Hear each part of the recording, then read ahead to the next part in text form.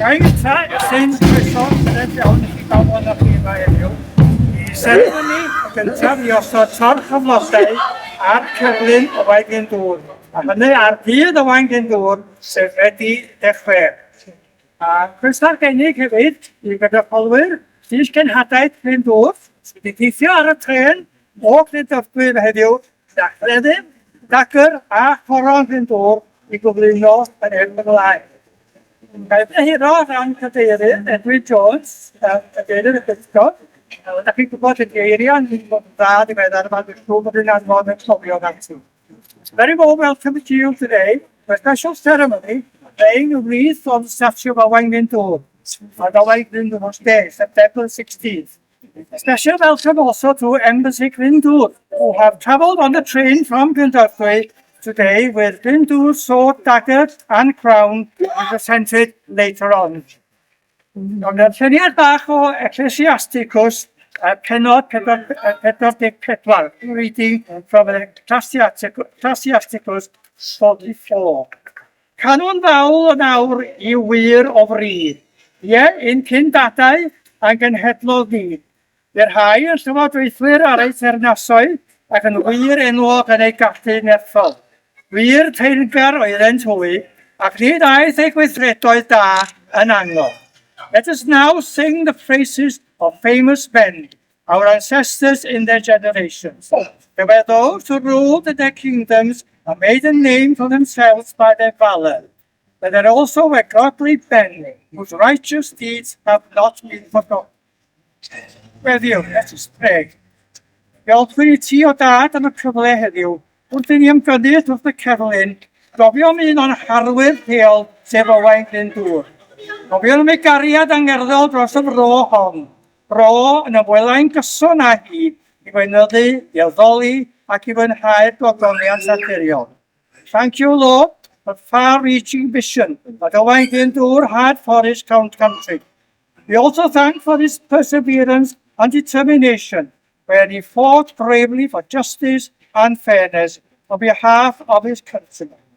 Iesu Grist yn helpu. Amen. Felly rwan, alw ar Marian Thomas, ar ran y pwyllgor bydd y Waun Glyndŵr, I osod y dorch flodau ar y cerdyn. Na mi dreulio ni wedyn munud o da weld. Great pleasure, call on Marian Thomas, behalf of the Waun Glyndŵr's Day Committee, to lay the wreath on the statue, and following this, we will observe 10 minutes silence.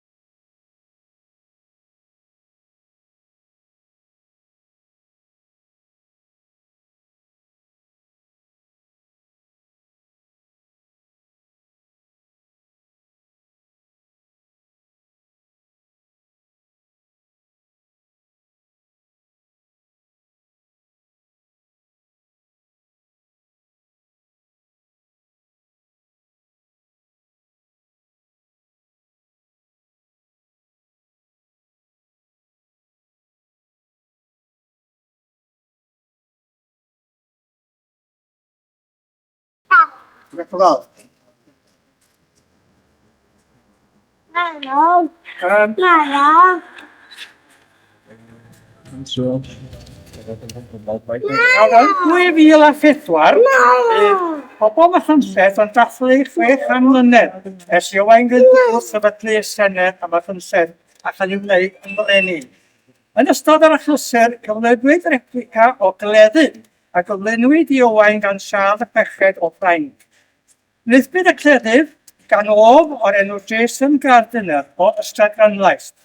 A mae yna replica hefyd, fel y gwelwch chi yma, o ddagr a choron o Waun Glyndŵr yn ogystal. Heddiw, mae yna gynrychiolwyr I dod yma, Di teithio o Glyndwrdwy, sef Llysgenhadaeth Glyndŵr. A di dod ar y tren yma I Corwen, I gyflwyno'r cleddyf, y dagr a'r goron sydd ar fenthyg I Amgueddfa Corwen. 2004, the people of Machynlleth celebrated the 600th anniversary of Corwen Glyndŵr and the first Welsh Parliament that took place in Machynlleth, and Owen himself was crowned king. During the celebrations, a replica of the sword was presented to Owen by Charles VI of France to mark his coronation. The replica sword was made by Jason Gardiner, a blacksmith from Llysgenhadaeth. There is also a replica, as you've seen here, of Corwen Glyndwr's dagger and the crown. A representative from Embassy Glyndwr have travelled today from Glyndwr on the train to Corwen to present the sword, dagger and crown, which are on loan to the Corwen Museum. So croeso gen I wan I galw ar Sian Ifan, blaen, o ddyn o'r goron, os y gyda cynrychiolydd oes. Dwi'n mynd i roi gwybodaeth i chi, Maria. Os ydych chi dweud, bod ni falch iawn yn cael dod â Corwen Glyndŵr a'r cleddyf cysorau cenedlaethol newydd Cymru yn ôl i'w cartref yng Ngorwen. A dyma mi ddiolchgar iawn i'r criw yn yr Amgueddfa Corwen am gymryd a rhoi cartref diogel i'r trysorau cenedlaethol yma. Mae'n anodd o bwysig bod gan genedl trysorau cenedlaethol. Dyna di'n sofraniaeth ni. Ac eb sofraniaeth, does gan y genedl yma ddim byd. Mae'n bwysig iawn bod ni'n cadw ein sofraniaeth. Dyna sydd yn neud i ni yn bod genedl, a dyna sy'n mynd i roi yr gallu i ni gario ymlaen i frwydro, i sicrhau bod ni'n cadw'r genedl yna'n genedl Gymraeg am beth. Ac felly, dwi ddiolchgar iawn bod yr trysorau cenedlaethol yn mynd i ddod adra i Corwen, i lle oedd Corwen Glyndŵr wedi treulio rhan fwyaf o'i fywyd yn yr ardal yma ac yn ardal Llansilin a Sychar. Ac felly, byddai'n falch iawn o'i gyflwyno nhw. I must say a word of this so that just in case there's somebody here that did not understand the importance of having national treasures for our cenedl Cymru. It's very important that we have national treasures because the national treasures are the symbols of our sovereignty. And without sovereignty, we have not got a nation. We have not got nationhood. So it's very important we have that. That was stolen away from us when the Princes of Gwynedd and the House of Gwynedd were destroyed by Edward I. And all our national treasures were stolen by him or taken as spoils of war. We were left without national treasures and we were robbed of our sovereignty. We have now got them back and we are putting them in the safekeeping of Corwen.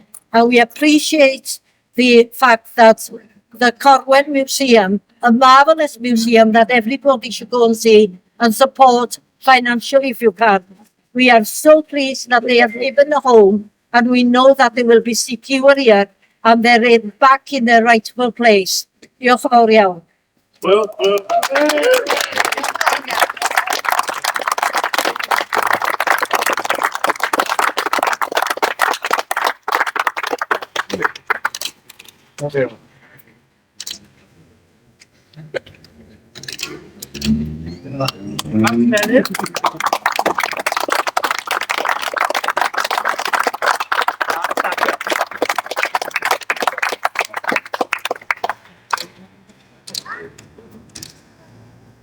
A diolch yn fawr iawn i chi am yr adroddiad yma.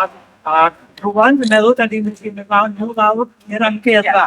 Croeso chi gyd o nawr yma'n gilydd i'r Amgueddfa i ddod â'r prif beth arbennig yma i Corwen. Diolch yn fawr iawn chi am y profiad ac arbennig am ddod yma heddiw. Diolch i chi gyd am ddod ag o gylch.